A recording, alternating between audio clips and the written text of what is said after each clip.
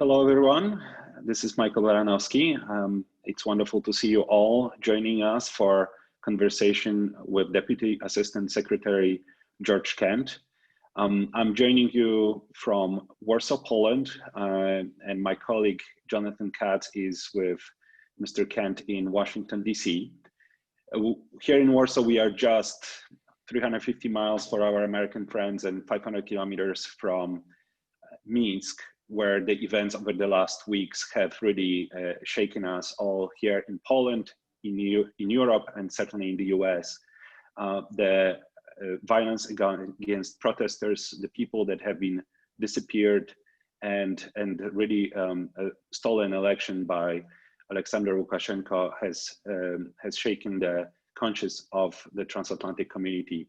So we are very excited to see you all online and see Deputy Assistant Secretary for a third of our online conversations held between Poland, Warsaw, and US, Washington, really bringing the two sides of the Atlantic on this important topic. Deputy Assistant Secretary has recently visited with Deputy Secretary Stephen Biegun Lithuania, Kiev, as well as Moscow, where US have expressed strong support for Belarusians. They called for immediate release of political prisoners, and also the Deputy Secretary Biegun called for free elections in Belarus. And met in Lithuania with Tsikhanouskaya, leader of the opposition.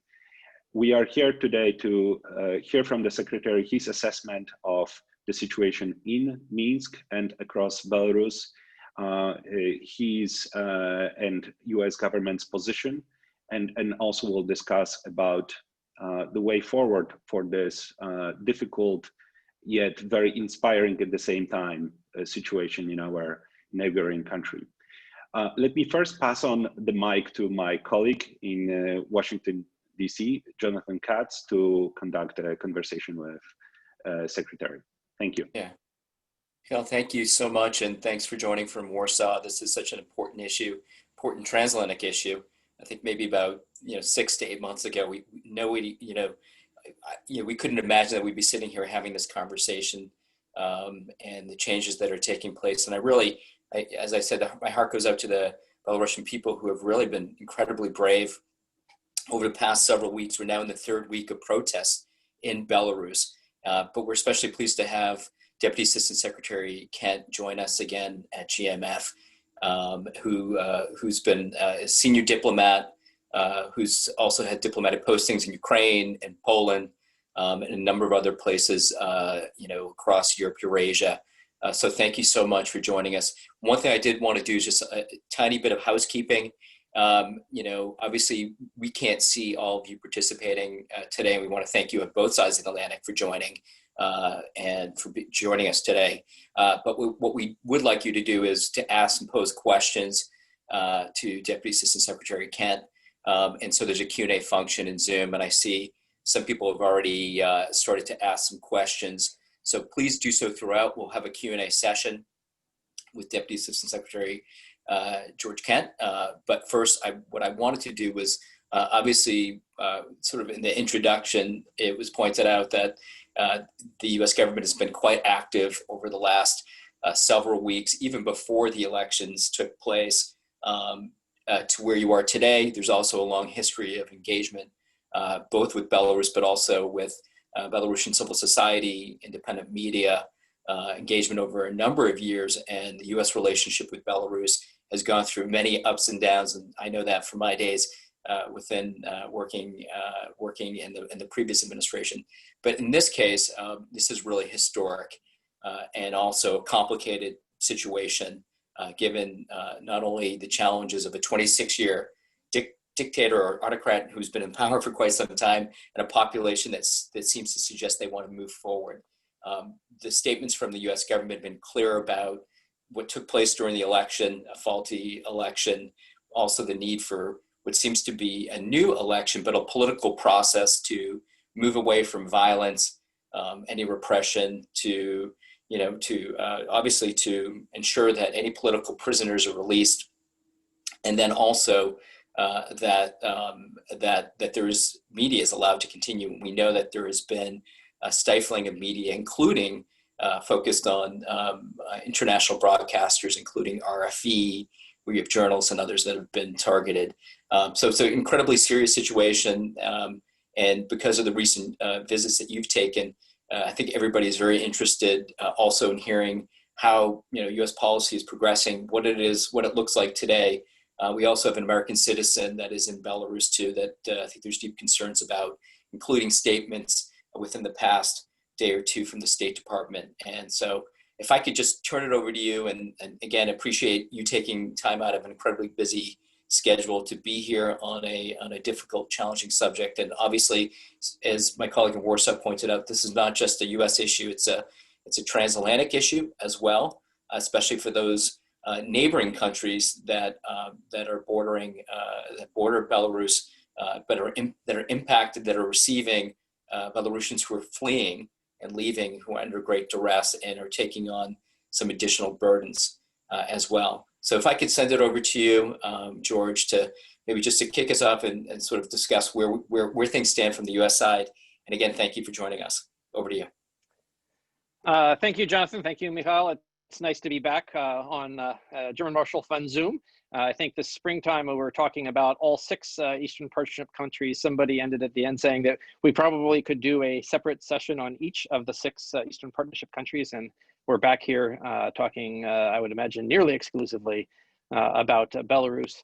And greetings to many old friends who are either, I see names, not necessarily faces.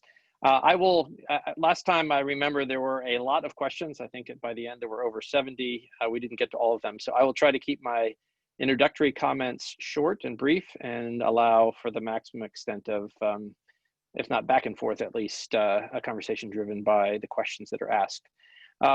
Just briefly, before I talk about the US approach and efforts, I would like to say that what we're seeing unfold in Belarus, and I think many people on this seminar have spent more time in Belarus than I have, and likely know the players for far longer. But I would say that this is about the Belarusian people and about their ability to have a voice in those that govern, and a voice in the future and direction of their country.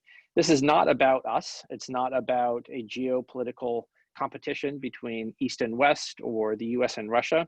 That was one of our messages, Deputy Secretary Biegun, when he met with Lavrov and other Russian officials last week in Moscow.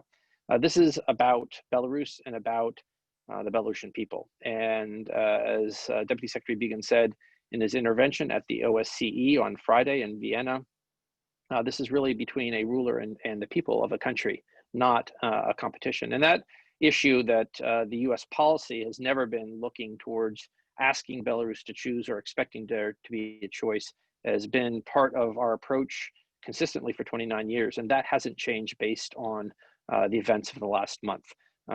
Again, we support the sovereignty and independence of Belarus, and we support their right to choose. And I think it is quite clear from opinion polls that the vast majority of Belarusians want to have very close and positive relations with Russia.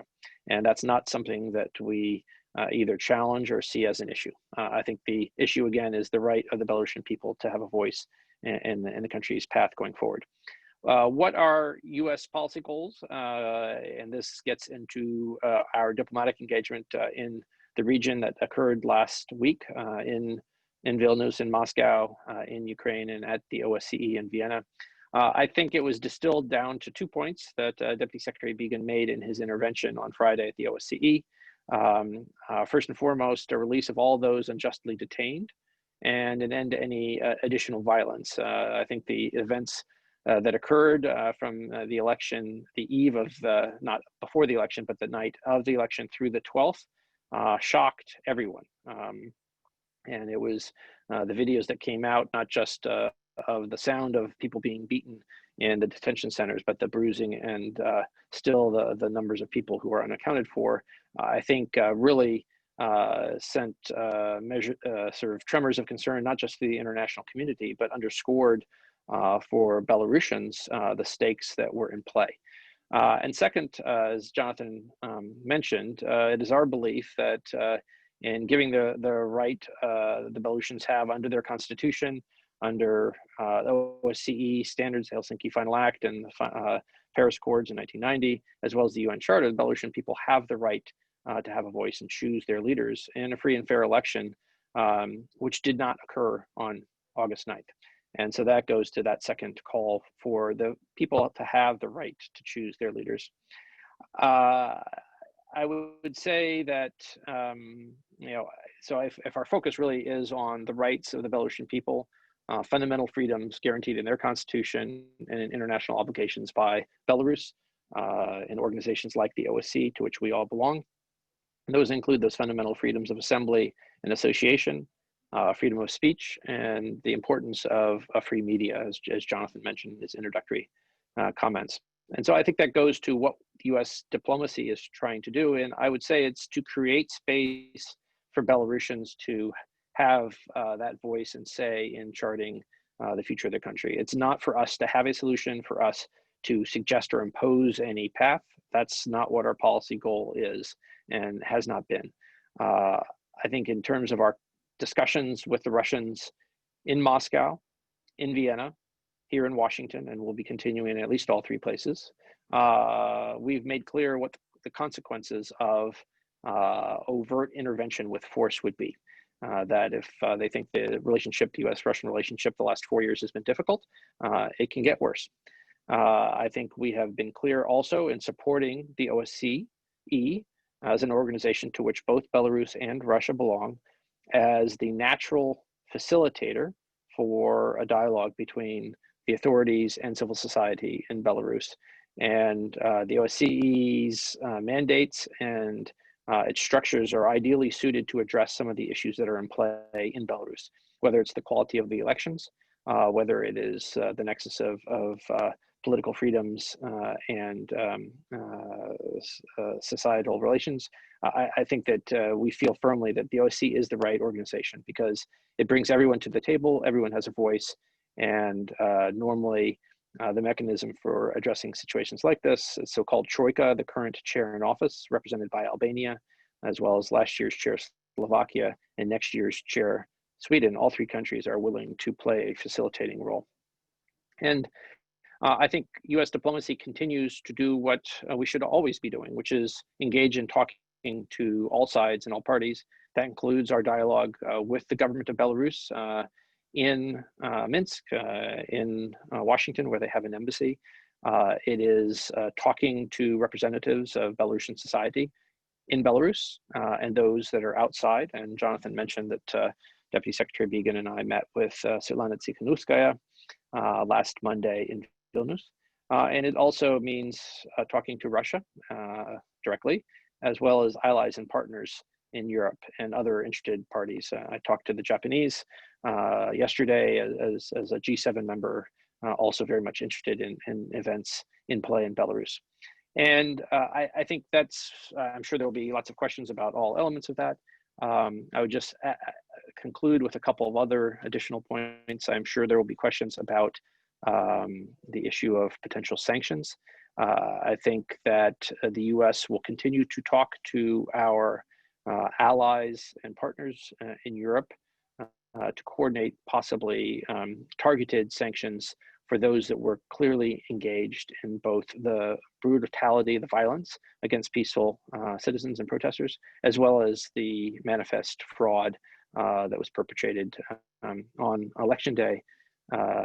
And at the same time, however, I think it's very important to understand that the respect for Belarusian sovereignty will remain at the core of what we look to do. And we've heard that message loud and clear from not just the Belarusian government, which says it doesn't want international foreign intervention, but from members of Belarusian civil society. We heard it directly from Sviatlana Tsikhanouskaya last week, and members of the newly formed Coordination Council also stated that publicly, that they were not looking for assistance. They were looking for the respect for Belarusian sovereignty. And so we respect that request. And finally, the last thing I would say is that this administration has nominated an ambassador to go to Minsk. We've not had an ambassador since 2008, when President Lukashenko decided to recall his ambassador and send our ambassador home. And remains our belief, despite the events of the last several weeks, that it is important to have a US ambassador in Minsk to represent our interests, and not just our dialogue with the government, but our engagement for the entire country of Belarus. And so that at this point is in the hands of the Senate, and particularly the Senate Foreign Relations Committee. And we look forward to the opportunity for the nominee, my colleague Julie Fisher, to have a vote, and if confirmed, having her get to Minsk as soon as possible to carry on that engagement with somebody who was nominated by the president and confirmed by the Senate. So I will end there and look forward to, I presume, lots of questions. George, thank you. And I think you sort of, you hit on some of the topics. I see we already have, I think, 24 questions in the queue. And so, but some of them relate directly to maybe digging a little bit deeper into some of the specific topics that you touched on, from sanctions to Moscow to sort of US support. One thing I did want to ask you is, I heard what you said in terms of opposition, sort of what they're looking for from the United States or from other partners. And I know there's an effort to try to find some different venues, including the UN, maybe to have voice of Belarusians heard in the international community. But I did want to ask, the EU has come out with some additional support, which they announced additional support, some related to COVID-19, which is, we didn't touch on that. In fact, the last time you and I spoke, a lot of the conversation was about COVID-19 and response to that, which is still a major problem for this region and for Belarus, but also support for civil society, additional support for civil society, independent media. And I wanted to ask if you're sort of looking at all the tools in the US toolbox. Is this something that the US may match the sort of the additional funding that the EU is looking to provide? Is that something that you're looking at? And then maybe also just talk a little bit about, this is obviously we have a high level of focus on transatlantic cooperation. And I think a lot of people have been watching very carefully, both what's happening in Brussels and in Washington, or in Berlin, or in Warsaw, and frankly in Vilnius as well, in the Baltic countries, because there seems to be some different dimensions and approaches, including the announcement of Baltic countries of some additional sanctions. So maybe you could just, if you could speak to maybe some of the additional tools the U.S. may have or be willing to deploy to ensure that of course, when you see one media outlet after another shut down, obviously it's quite disturbing, and it impacts the ability, internally, just for exactly as you said, let the Belarusians determine their own future and their own sovereignty, their independence, and their future. So maybe you could talk a little to that, and then I'll turn it over to Warsaw for a question as well. But maybe we'll start there. Okay, well, that was, I would say, wide-ranging, lots of questions, and I will try to touch a little bit more on some of them, and then you can pick up afterwards if I've gapped some of them. On the UN specifically, tomorrow, is today, I've lost track of it today, on Friday, the Estonians are calling what's known as a RIA, ARRIA formula session on Belarus, and they've invited Sviatlana Tsikhanouskaya to speak at that. That's a right that any country on the Security Council, which Estonia is a rotating member of, has. And we've agreed to co-sponsor that session as several other members of the Security Council have. So I think that's a forum for the situation in Belarus to be discussed at the UN Security Council. And we think that's entirely appropriate. And I thank Estonia for taking that initiative. You're right to, I think, point out the critical role of the Baltic countries. I think that they not only neighbor Belarus, but if you were to, I don't know how many Lithuanians, Latvians, and Estonians are on the seminar, but I've heard it said by some of their compatriots that they are increasingly seeing Belarus as the fourth Baltic nation. And in many of the, I would say, societal attitudes, including a very high level of social trust, Belarusians in spirit have a lot in common with Baltic societies and Scandinavian societies. I think most of the outside world sees Belarus as a post-Soviet society. It certainly has post-Soviet governance structures, but Belarusian society actually has a remarkable depth of social cohesion. And I think that's what we've seen in the last month. Belarusians are not Russians. They're not Ukrainians. And it was a Ukrainian with extensive experience in Belarus who told me last year that he knows a number of Scandinavian and Balts who feel that Belarusians are more European than Ukrainians. Ukrainians are, he said this as a Ukrainian, are instinctively distrustful of authoritarian rule. It makes them great resistors, but they don't have a lot of social trust. It makes them good entrepreneurs, but it sometimes makes it more difficult to build social trust in institutions. And I think that social trust, those bonds that Belarusians have among each other have been in play. Belarusian society was not particularly active compared to some of the other post-Soviet societies, particularly if you look at Ukraine and Georgia, or even Armenia 2 years ago. But they have reached that point. You might call it a mental Rubicon. You could call it a revolution of the mind, as I heard a Belarusian use that phrase last week.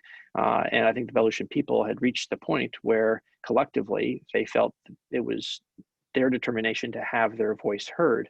And it really is their voice. And I think that's one of the remarkable things about this protest as opposed to protests that we've seen in other post-Soviet countries. It is the Belarusian flag that is dominant in every protest, the white and red traditional flag.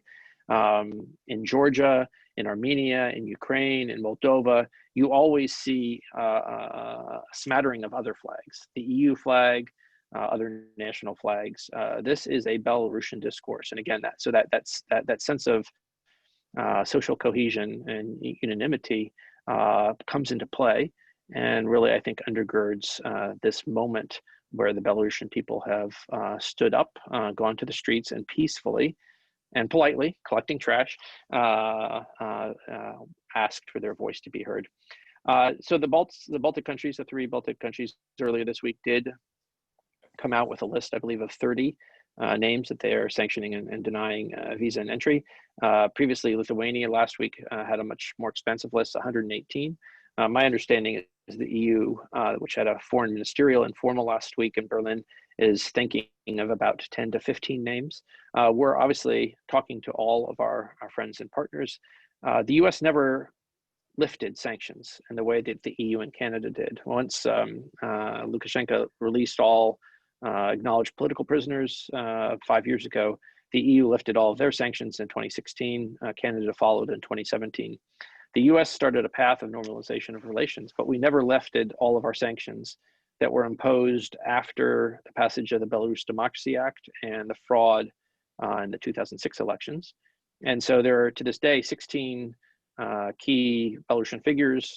They were key then, and many of them now have similar roles. That includes President Lukashenko, includes the chairwoman of the Electoral Commission, who's been falsifying elections for the last 20 years, as well as some other individuals. And so 4 of the names that the Balts named yesterday have been sanctioned by the US since 2006, continue to be sanctions. That's an asset freeze and an inability to get a US visa without a specific waiver.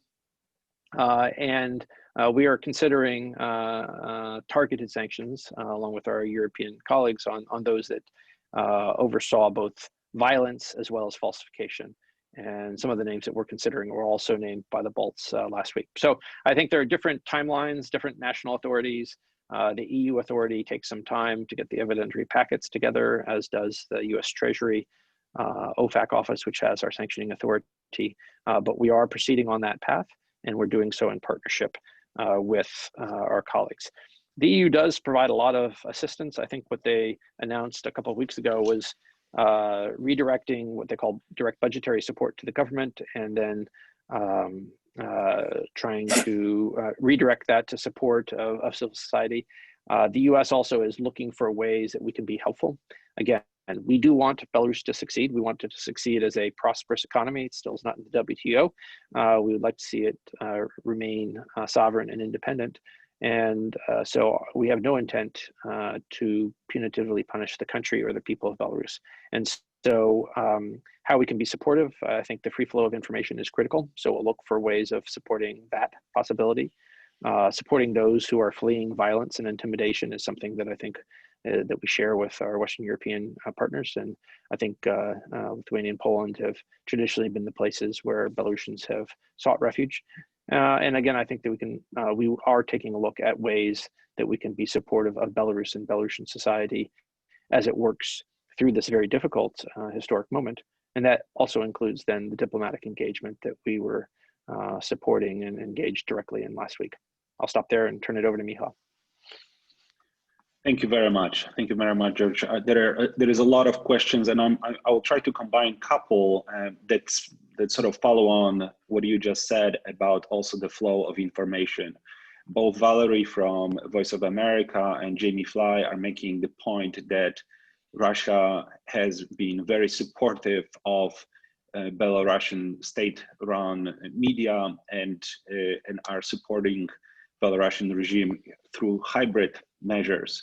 The question is here, what are the steps that US could take if Russia keeps the support not through open military channels, but through this soft yet very corrosive influence of state media and using their propaganda to prop up Lukashenko regime.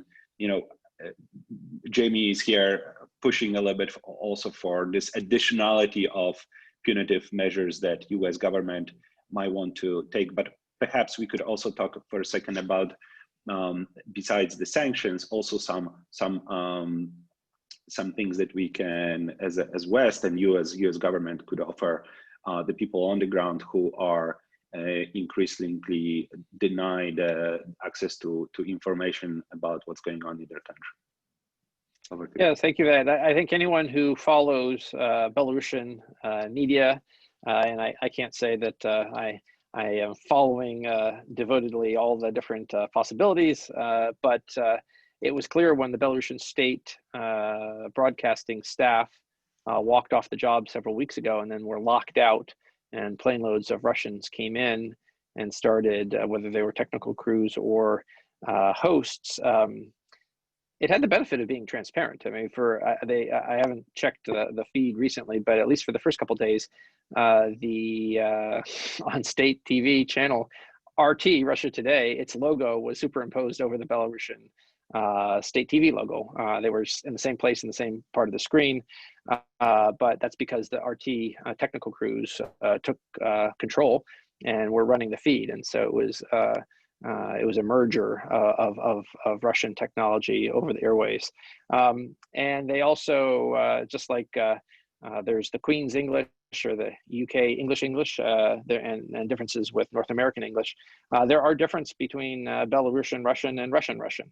And principally, one key word, what is the country? And even for Russian speakers in Belarus, the country is Belarus. And Russians call it Belarusia or Belarusia. And so the news anchors then, after they replaced it, were referring to the country with the Russian name, not the Belarusian name. So that has the benefits of transparency. The Russians came in, they took over the broadcasting. And I think the issue is not what we as Westerners think about that, but what Belarusians think about that. And I would say that the sources of information that were used over the last month by Belarusians clearly trended towards Telegram channels as a principal form of communication. One channel went from 100,000 to a couple million registered users, and hits on it already by the third week in August had gone over 8 billion with a B, as Belarusians themselves used these Telegram channels as a primary form of communication. I don't understand how Telegram works differently than some of the other social apps, but when the internet was being taken down during those nights of protest, because of how Telegram is constructed, and I guess using voice data links as opposed to internet connections, Belarusians were still able to communicate with each other through the Telegram channel, and that allowed information to flow in and out and between Belarusians, even when the internet was largely taken down.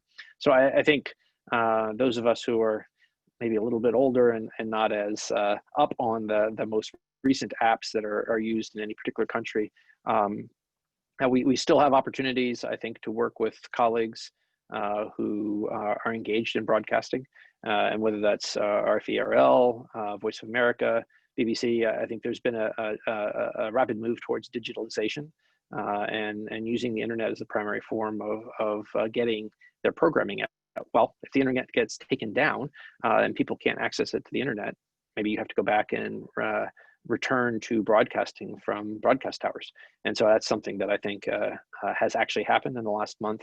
And so I think we will remain committed to doing what we can to try to help factual, non-biased information get into Belarus.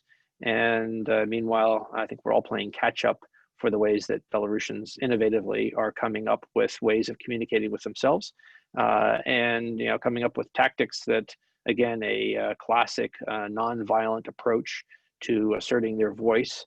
I think last Thursday, Friday, it was the singing flash mobs.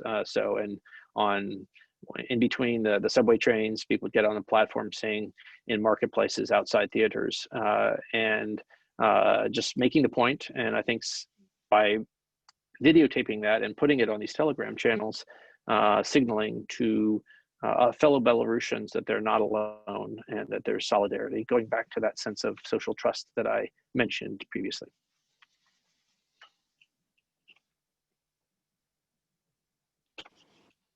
Thank you. Over to you, Jonathan. Great.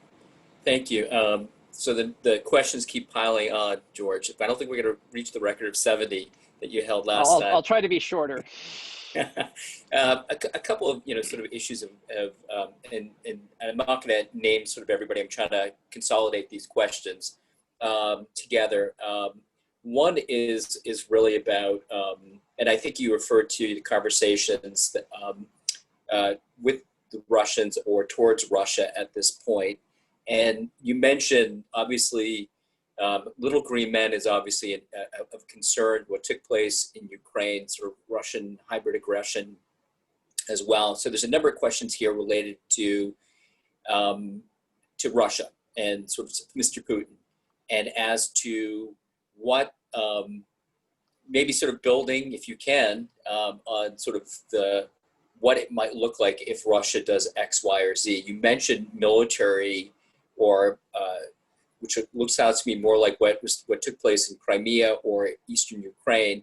Obviously, we're not seeing necessarily Russian troops in the way that we have seen in these spaces in Ukraine. It's a different version. It was brought up what took place with RT.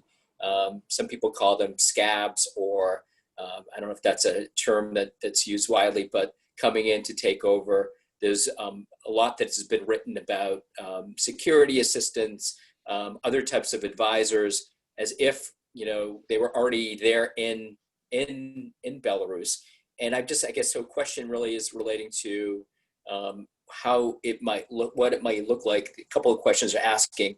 Are you willing to, if Russians were to take over Belarusian companies, would they be sanctioned, or can you imagine similar type of sanctions being put in place that similar to what you see in Eastern Ukraine or Crimea be applied as well to what's taking place in Belarus? I think a standard diplomatic answer is we generally don't engage in hypotheticals. So I'm not going to try to go into any depth of detail. I will say, however, that Deputy Secretary Biegun sent a crystal clear, unambiguous message to the Russians in Moscow last week of the baneful consequences if there were the worst case scenario, an overt military intervention. And I think our military colleagues are the ones who usually engage in nonstop scenario-based planning. There is some capacity for the State Department and the NSC also to look at that. So we are certainly looking at that scenario and considering what we might do. But again, I don't think it's a matter of having a full plan, because it's actually fairly easy to make a case on why that would be the worst case scenario, not just for the Belarusian people, but for Russia, because Belarus and Belarusian society is a overwhelmingly pro-Russian bastion of sentiment, and that's normal, and we don't question that. But to the greater degree to which Russia affiliates with a leadership and regime which has lost all legitimacy in the eyes of the Belarusian people, they risk losing some of that affinity. And I think a military intervention would be catastrophic to the image of Russia in Belarus. My view doesn't matter, but I would hope that Russian leaders are thinking long and hard about the consequences to their own interests. And I think that's, self-evident to us. I'm not quite sure that Russians always understand what's in their own interests. They clearly have repeatedly badly misjudged Ukraine. Losing another Eastern Slavic nation, which traditionally was always pro-Russian, just again strikes me as not being in Russia's interests. But that's a question you would have to ask to Russian authorities, what their thinking goes when they make those sort of calculus. So I think it's important for us, the U.S., for the Western countries, to continue the dialogue with Russia. There are always going to be issues of geostrategic importance in which our interests should coincide, and Deputy Secretary Biegun still has leadership on our North Korea policy, and so he met with Morgulov, Deputy Foreign Minister Morgulov, who is the Russian leader in North Korea, and had a conversation on that.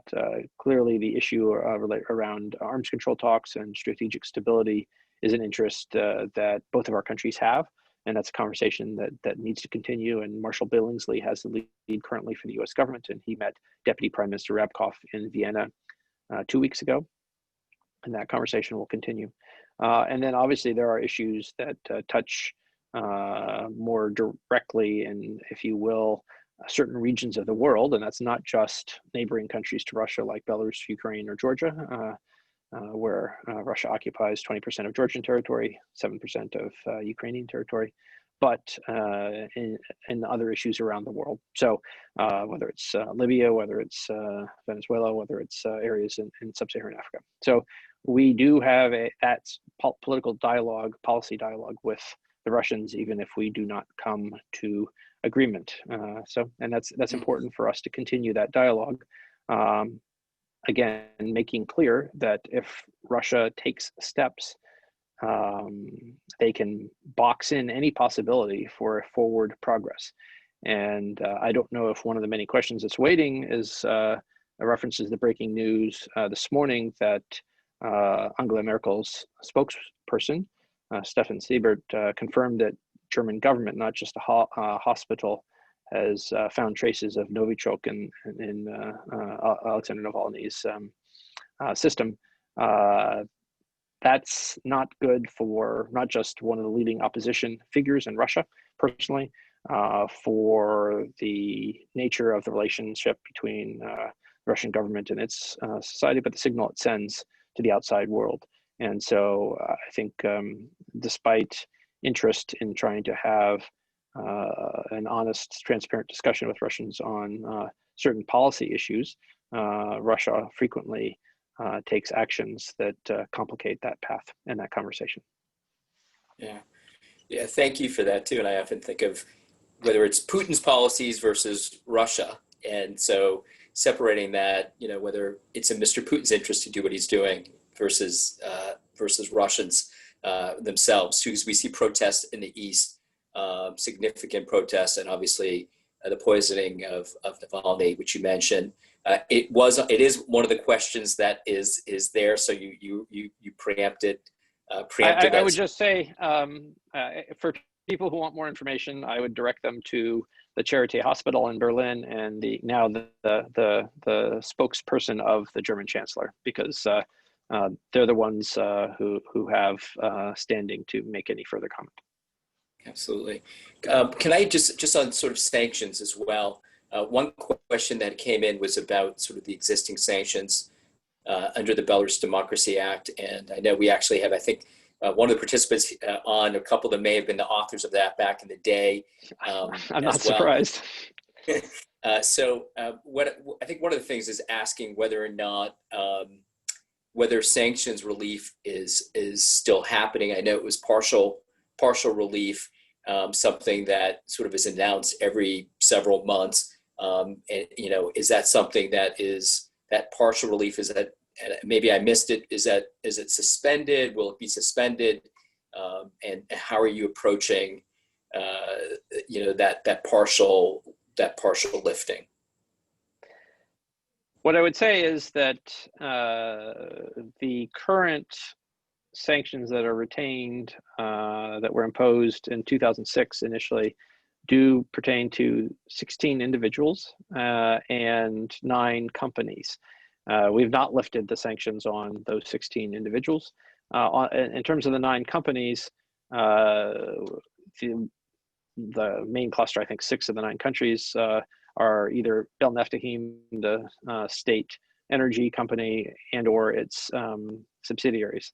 And what we have done is created a waiver licensing process that OFAC, the Office of Foreign Asset Control and Treasury, can issue waivers to allow for commercial transactions between a U.S. entity and a Belarusian entity, in this case, Belneftekhim. So that is the mechanism by which Belarus contracted commercially with a U.S.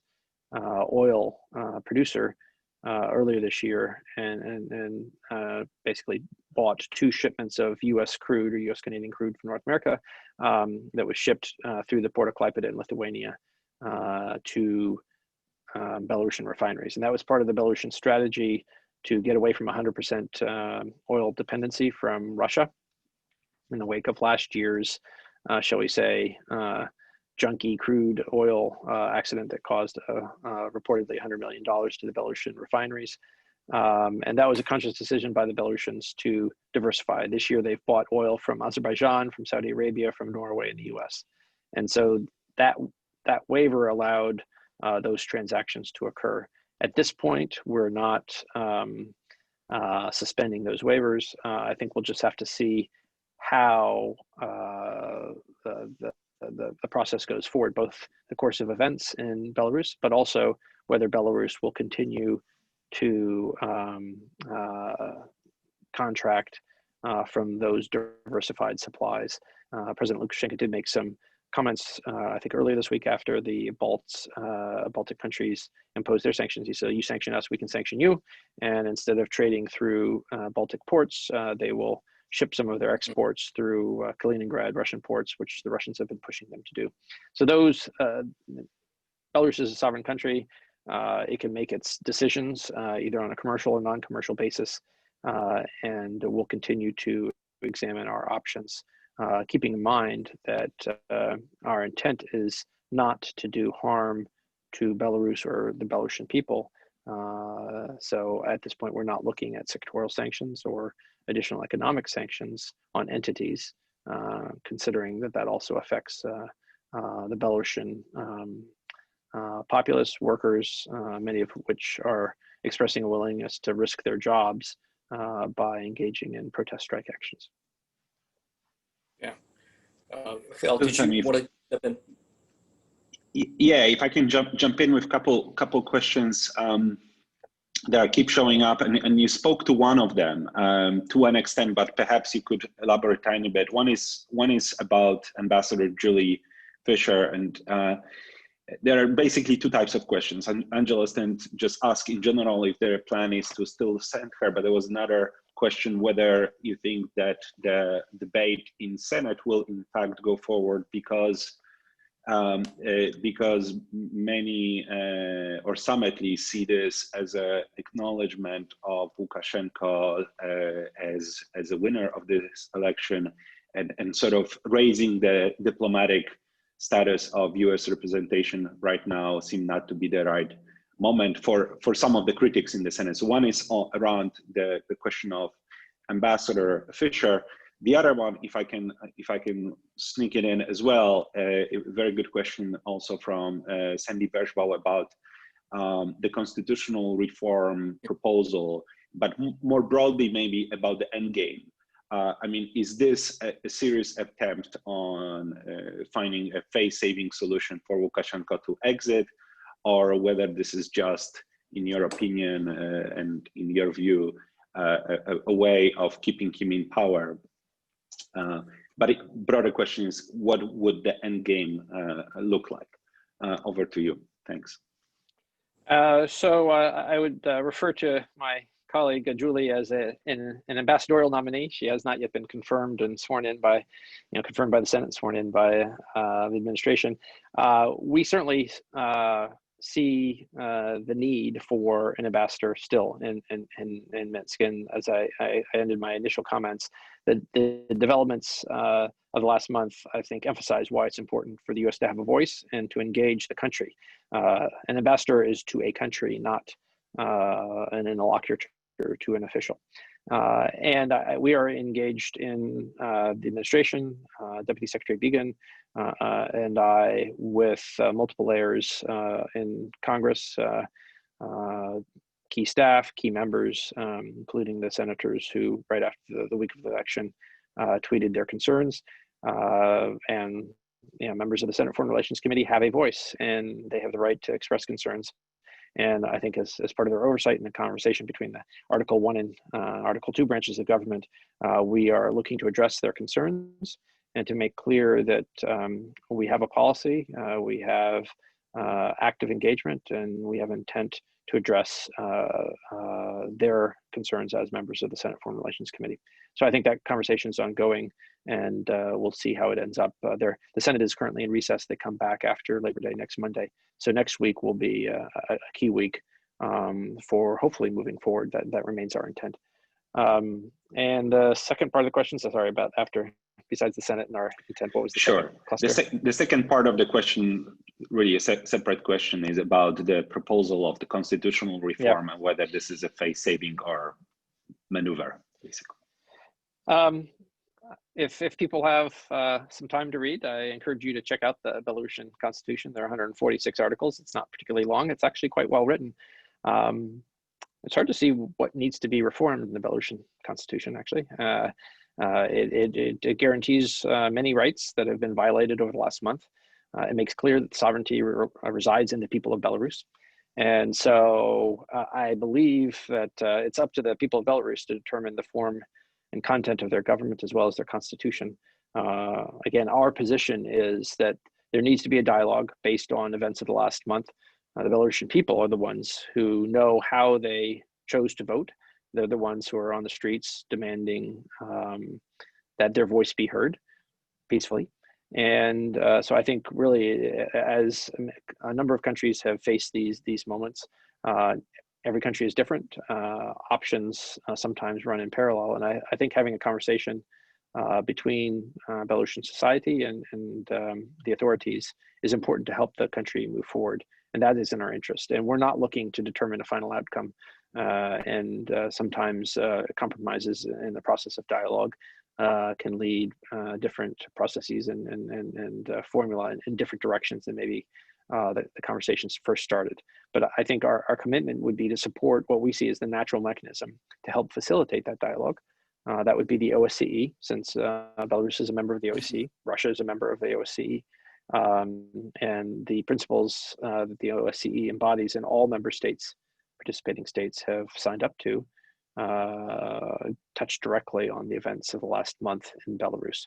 So I don't think we want to suggest what the end should be. Now, that really is for Belarusians to determine.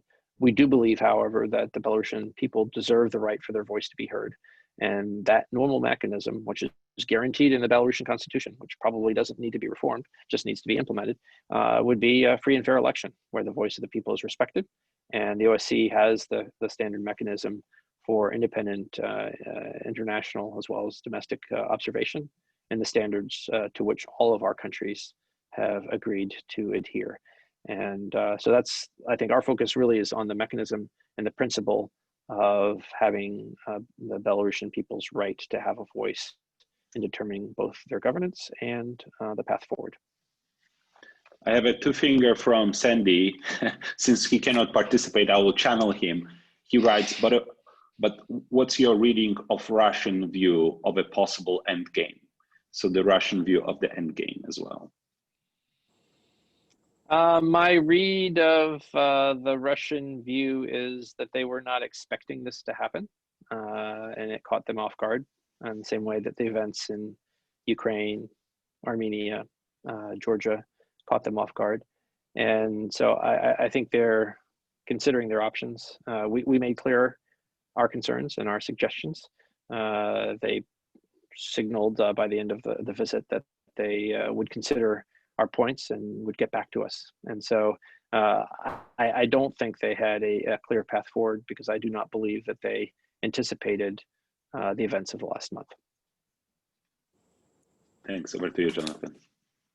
Thanks. A couple of questions to Russia Lusevich with Chatham House had a question about whether or not the U.S. would reestablish the Belarusian service of the Voice of America. And then also had a good question too. Over the last couple of days, we've seen obviously students being arrested.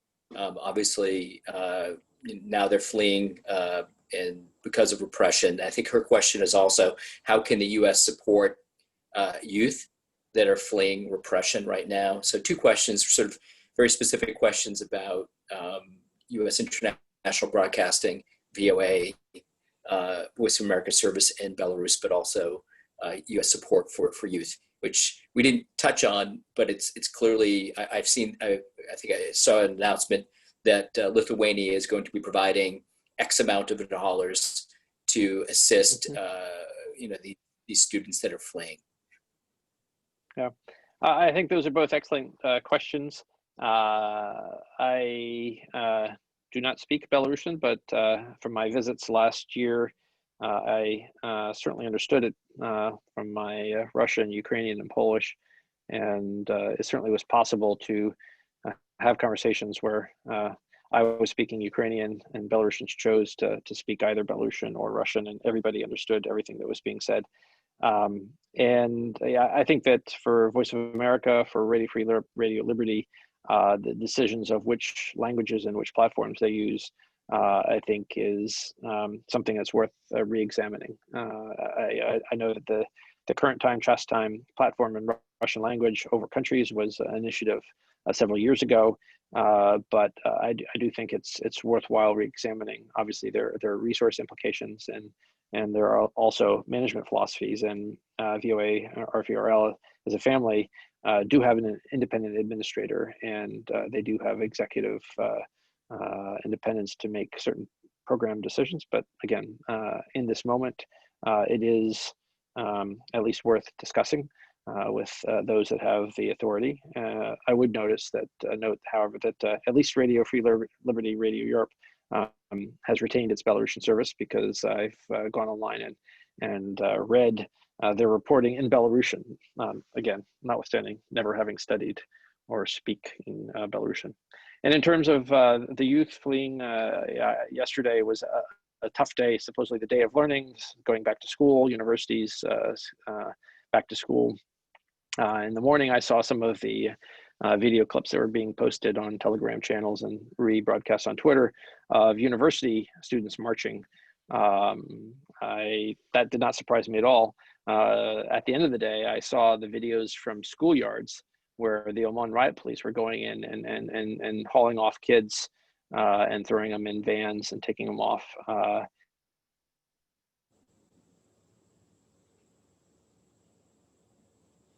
The sort of black-clad Oman riot police going into a schoolyard and taking teenagers or younger. I mean, some of the kids actually did not look like they'd hit puberty and looked like they were in middle school. I have no idea what allegedly was said or what the purpose of that was, but clearly it was another symbol or signal of the widening gulf between Belarusian society and those in authority. I think that there is I think it's called the European Humanities University. It's a university that focuses on Belarusians in Lithuania that has been in play, and perhaps some of the people who leave Belarus may seek to study there, and I think that's an issue that in support of that particular platform is something that U.S. and Lithuanian officials have had an ongoing dialogue, and certainly something that can be looked at again in terms of ways that the outside community, not just the U.S., but Lithuania, fellow Baltic countries, Scandinavian countries, and partners elsewhere can look to provide platforms that could be supportive. And we're also in the age of COVID. I know my son is starting his semester in our basement, not going back in residence, and so whether there are ways of using the forced reality of learning in the era of COVID to help incorporate Belarusians who may not be able to be going to classes at their universities in Minsk or anywhere in Belarus in the coming days, weeks, and months. Good. I think that last point is particularly important, and I think there's efforts to, and I know the USAID and the US government have, throughout this region, actually been working to support distance learning, and hopefully looking at this current situation, maybe adding to that. Also, just thank you also for just, obviously the visuals of those children being taken away yesterday was deeply, I'm sure, disturbing to everyone, but also, the gross human rights violations that have been committed, that have been reported, both and documented by the UN, also been documented by Belarusians is very, is very alarming and disturbing. And hopefully that's part of the conversations that you and colleagues are having, both directly with those that are in Belarus, but also, in the multilateral sphere, and then with partners. One quick question for you, and I know we're getting close to the end, is Stephen Sestanovich asked a question. He says, "Did the U.S. government see steps forward in the development of the Union state as a threat to the sovereignty of Belarus?" Both Putin and Russians and Lukashenko have been talking more about this, and I think that there's an overriding concern that weakened Lukashenko is about to sort of hand over, in order to stay in power, hand over some keys or certain keys to the Kremlin.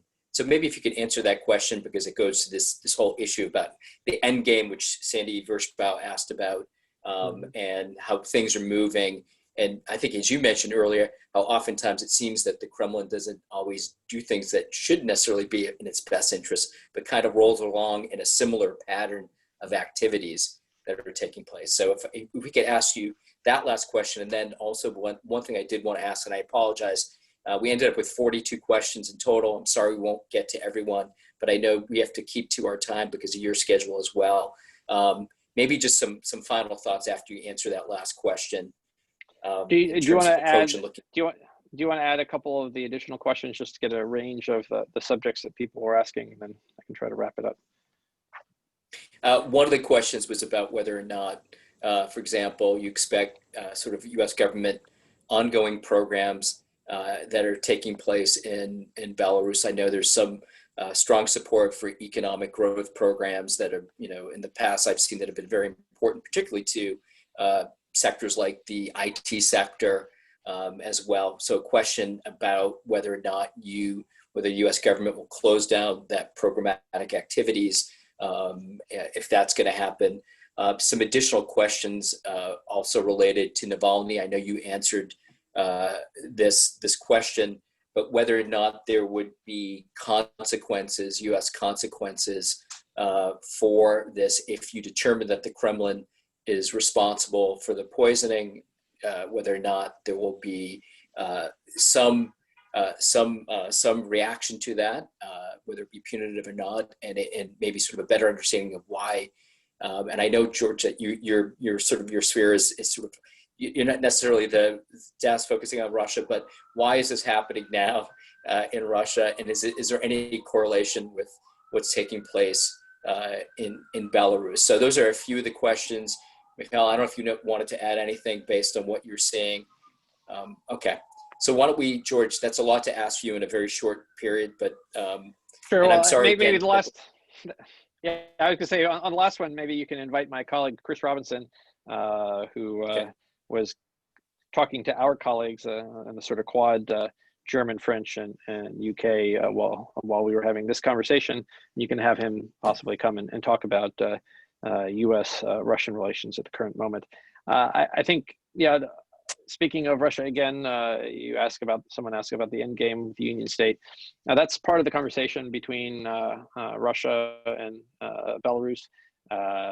President Lukashenka at the time, signing with President Yeltsin at the time in 1999, unrealized in terms of the political components.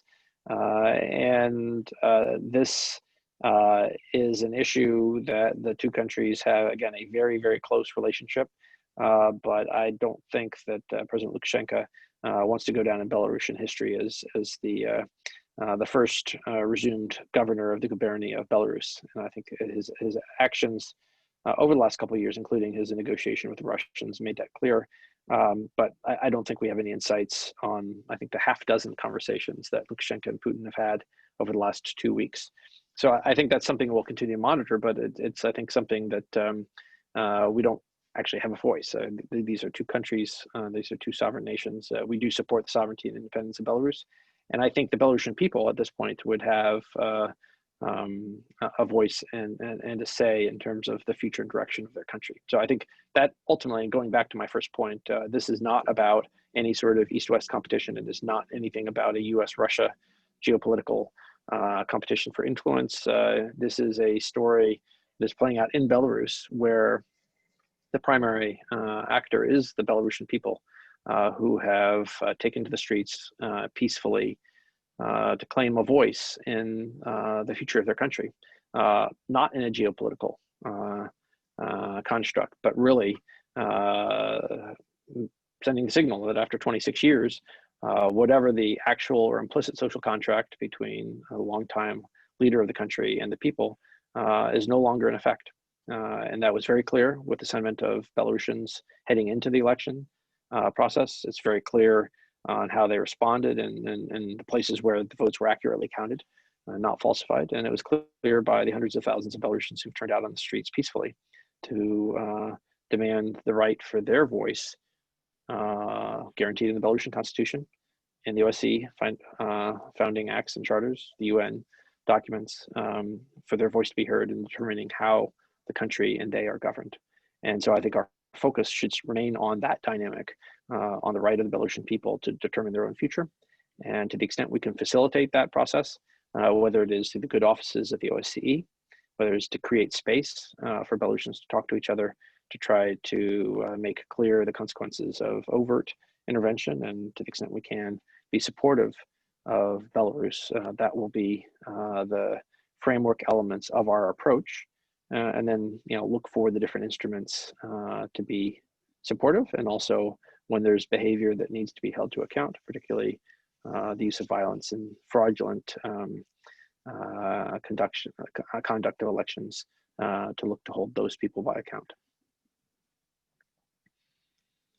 Right. I think we've come up to our time. Michał, do you have anything to add from Warsaw? Do you want to? Just maybe just one little comment, and I wanted to thank you, Deputy Assistant Secretary Kent, for being with us. I mean, some people here in Warsaw particularly compare the events happening in Belarus right now to the events from 40 years ago in Poland. Just 2 days ago, we celebrated 40th anniversary of Solidarity. And of course, different times, different country, different society. But I think one lesson it seems to stands that at the time in Poland, this was a long-term process. This was a long march, and we counted on the West, on Europe, but very much on the US to be with us, to show the solidarity. And I think the Belarusians are counting now on us and on you across the pond to do the same. So in that spirit, I think we, sort of the broader perspective we should keep in mind of the really historical events happening just across the borders, and the burden that our friends and from Belarus took on themselves. And thank you for being with us presenting US thoughts and involvement, and just want to emphasize how important it is to have US engaged in our part of the world. Agreed. And George, I'll just add thank you to you again for joining GMF.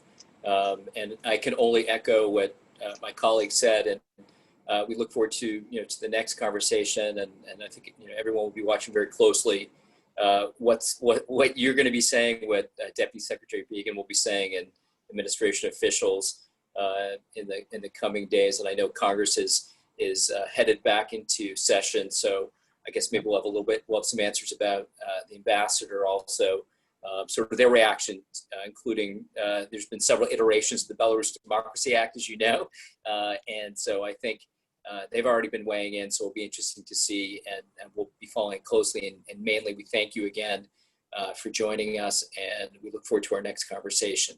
So on that note, thank you. Have a good rest of your day, and thank you to all of our participants for joining on both sides of the Atlantic. Thanks. Take care. Bye. Cześć. Thank you. Do zobaczenia.